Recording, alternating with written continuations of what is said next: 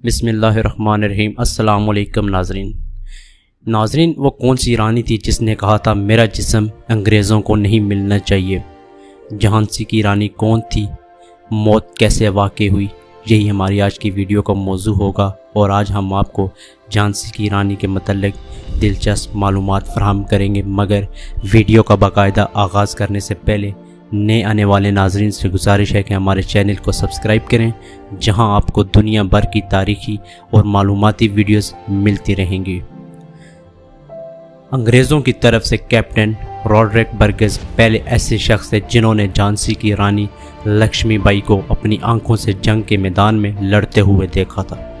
انہوں نے گھوڑے کی لگام اپنے دانتوں سے دبا رکھی تھی اور دونوں ہاتھوں سے تلوار چلا رہی تھیں اور ایک ساتھ دونوں طرف وار کر رہی تھیں۔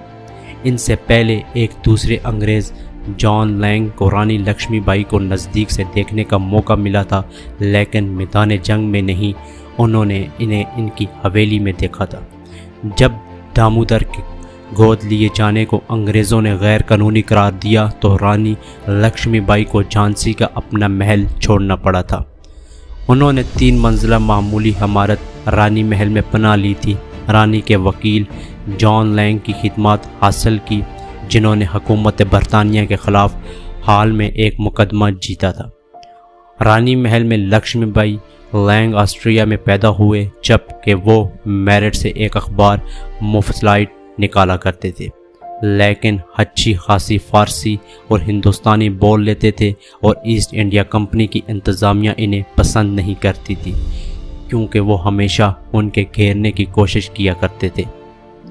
جب لینگ پہلی بار جھانسی آئے تو رانی نے انہیں لانے کے لیے گھوڑے کے رتھ کے ساتھ اپنے دیوان اور اپنے ملازم خاص کو آگرہ بھیجا۔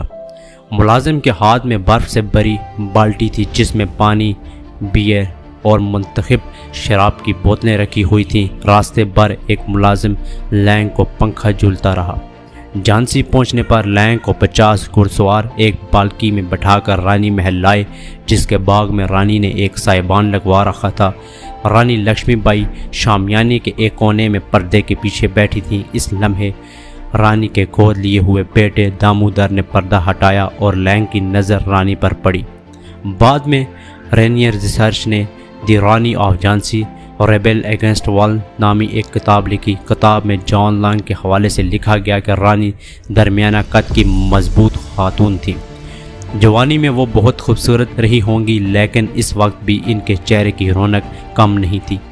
مجھے ایک چیز پسند نہیں آئی، ان کا چہرہ بہت زیادہ گول تھا، البتہ ان کی آنکھیں بہت خوبصورت تھیں اور ناک بھی بہت نازک تھی۔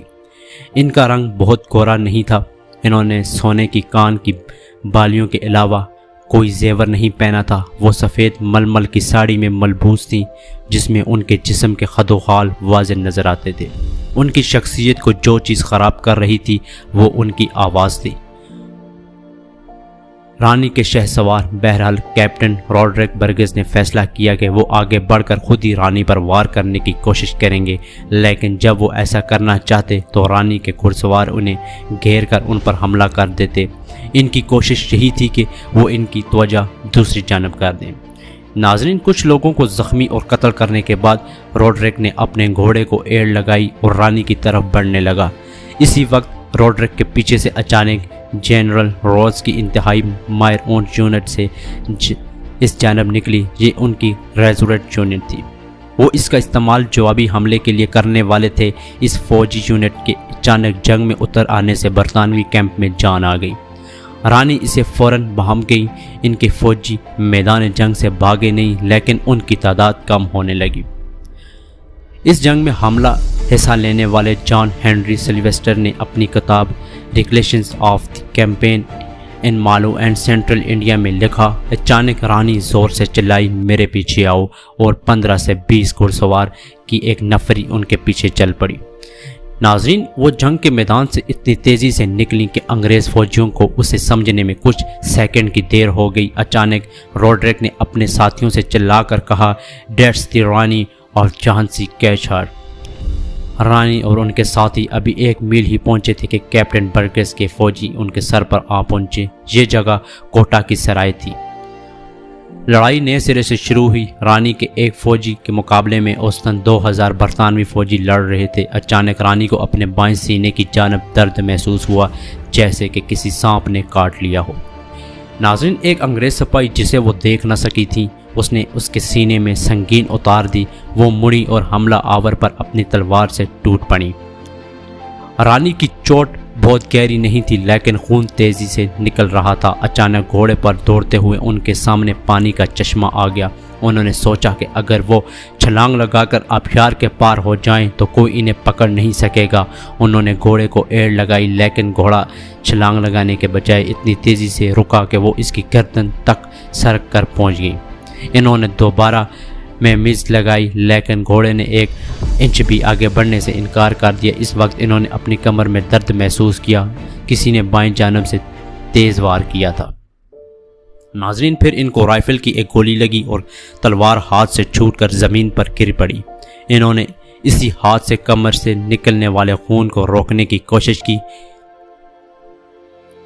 ایونٹیکا فریزر اپنی کتاب دی واریر کوئن میں لکھتی ہیں، اس وقت ایک انگریز رانی کے گھوڑے کے پاس پہنچ چکا تھا۔ اس نے رانی پر وار کرنے کے لیے اپنی تلوار اوپر اٹھائی۔ رانی نے بھی اس کا وار روکنے کے لیے دائیں ہاتھ والی اپنی تلوار اوپر کی۔ اس انگریز کی تلوار ان کے سر پر اتنی قوت سے پڑی کہ ان کا سر پھٹ گیا اور وہ اس سے بہنے والے خون سے تقریباً اندھی ہو گئی۔ اسی حال میں رانی نے اپنی پوری قوت سے اس انگریز پر تلوار چلائی، جو صرف اس کے کندھے کو ہی زخمی کر پائی۔ رانی گھوڑے سے نیچے گر پڑی۔ ناظرین، اس کے بعد ان کے فوجیوں میں سے ایک نے اپنے گھوڑے سے اتر کر انہیں گود میں لے لیا اور انہیں قریبی مندر میں لے گیا۔ رانی اس وقت تک زندہ تھی۔ مندر کے پادری نے اس خشک ہونٹوں کو ایک بوتل میں رکھے گنگا جل سے تر کیا۔ رانی بہت خراب حالت میں تھی، آہستہ آہستہ وہ اپنے حواس کھو رہی تھی۔ ناظرین، دوسری جانب مندر کے احاطے کے باہر فائرنگ مسلسل جاری تھی۔ آخری سپاہی کو مارنے کے بعد برطانوی فوجی نے سمجھا کہ انہوں نے اپنا کام مکمل کر لیا ہے۔ اس کے بعد روڈریک نے بلند آواز سے کہا، وہ مندر کے اندر گئے ہیں، ان پر حملہ کرو، رانی اب بھی زندہ ہے۔ دوسری طرف پجاریوں نے رانی کے لیے آخری لمحات دعائیں شروع کر دی۔ رانی کے ایک آنکھ انگریز فوجی کے کٹار کے زخم سے بند تھی۔ انہوں نے بامشکل اپنی دوسری آنکھ کھولی۔ ان کی آنکھوں میں دھند لپن تھی اور ان کے منہ سے وقفے وقفے سے لفظ نکل رہے تھے، دامودر، میں اسے تمہاری نگرانی میں چھوڑتی ہوں، اسے چھاؤنی لے جاؤ۔ بامشکل انہوں نے اپنی گردن سے موتیوں کا ہار نکالنے کی کوشش کی، لیکن وہ بے ہوش ہو گئیں۔ مندر کے پجاری نے ان کی گردن سے موتیوں کا ہار نکالا اور محافظ کے ہاتھ میں دے کر کہا، اسے دامودر کے لیے رکھیں۔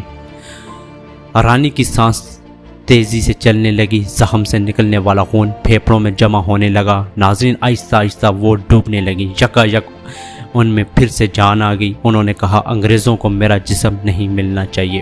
یہ کہتے ہی ان کا سر ایک طرف جھک گیا، ان کی سانس ایک بار پھر تیز ہوئی اور پھر سب پرسکون۔ ناظرین، جھانسی کی رانی لکشمی بائی کی روح پرواز کر چکی تھی۔ رانی کے چند محافظوں نے فوراً لکڑیاں جمع کی اور رانی کے جسم کو اس پر رکھ کر آگ لگا دی۔ ان کے گرد رائفل چلنے کی آوازیں بڑھتی جا رہی تھیں۔ مندر کے باہر اب تک سینکڑوں برطانوی فوجی جمع ہو چکے تھے۔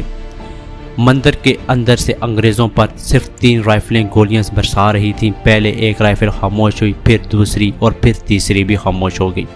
جب انگریز مندر میں داخل ہوئے تو وہاں سے کوئی آواز نہیں آ رہی تھی، سب کچھ پرسکون تھا۔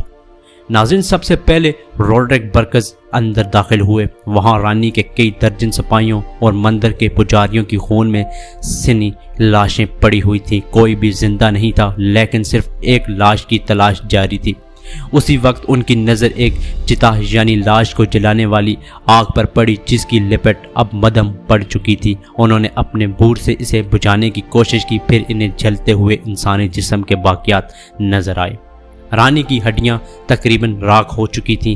اس جنگ میں شریک کیپٹن کلیمنٹ واکر ہینج نے بعد میں رانی کے آخری لمحات کو بیان کرتے ہوئے لکھا، مزاحمت ختم ہو چکی تھی، صرف چند فوجیوں سے گری اور ہتھیاروں سے لیس ایک عورت اپنے فوجیوں میں جان پھونکنے کی کوشش کر رہی تھی۔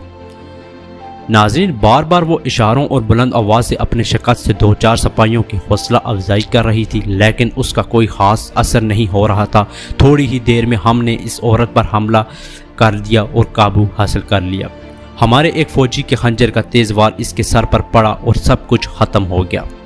بعد میں پتہ چلا کہ وہ عورت اور کوئی نہیں، خود جھانسی کی رانی لکشمی بائی تھی۔ ناظرین، اسی امید کے ساتھ کہ آپ کو ہماری آج کی یہ ویڈیو پسند آئی ہوگی۔ اگر آپ کو ہماری آج کی یہ ویڈیو پسند آئی ہے تو لائک، شیئر اور چینل کو سبسکرائب کرنا مت بھولیے تاکہ ہماری نئی آنے والی ویڈیوز آپ تک آسانی سے پہنچتی رہیں۔